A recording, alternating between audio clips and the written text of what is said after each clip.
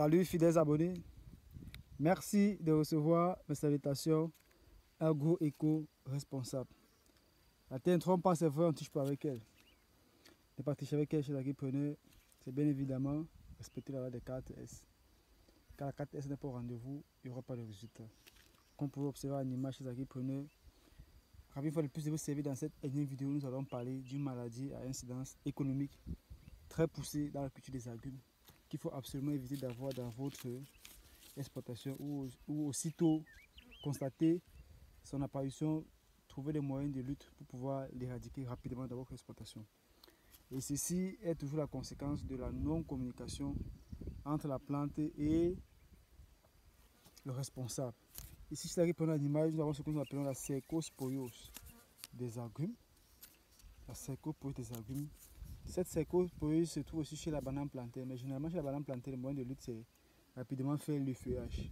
Mais vous convenez avec moi ici que dans le cas des agrumes, nous ne pouvons pas effeuiller. Parce que si nous avons les feuilles, c'est clair qu'on n'aura plus de quoi alimenter la plante.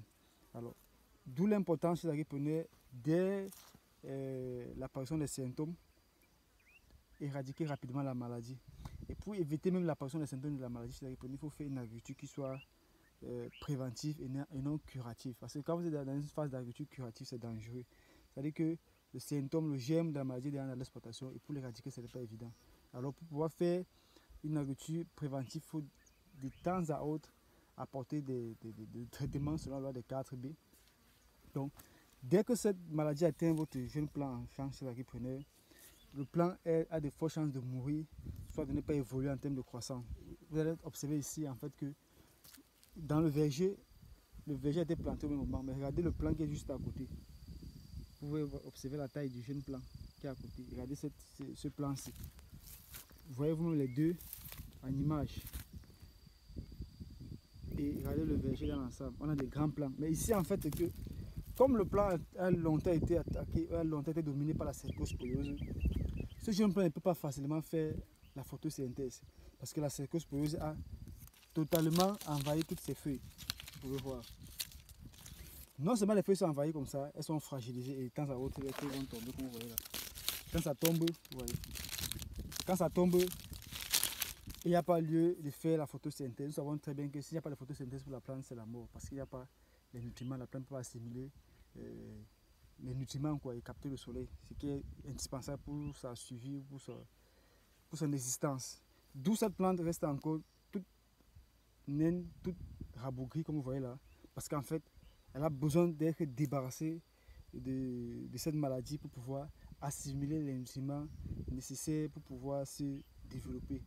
Donc, chez l'agriculteur, si vous voyez dans notre exploitation, il faut tout simplement savoir qu'il s'agit d'une cercosporiose des agrumes et il faut pouvoir l'éradiquer. Alors, il faut apporter le bon produit, la bonne dose, la bonne technique et le bon moment d'application. Le produit que vous allez utiliser chez l'agriculteur dépendra du seuil de tolérance, dépendra de la zone où vous vous trouvez et aussi des différents produits homologués dans votre pays.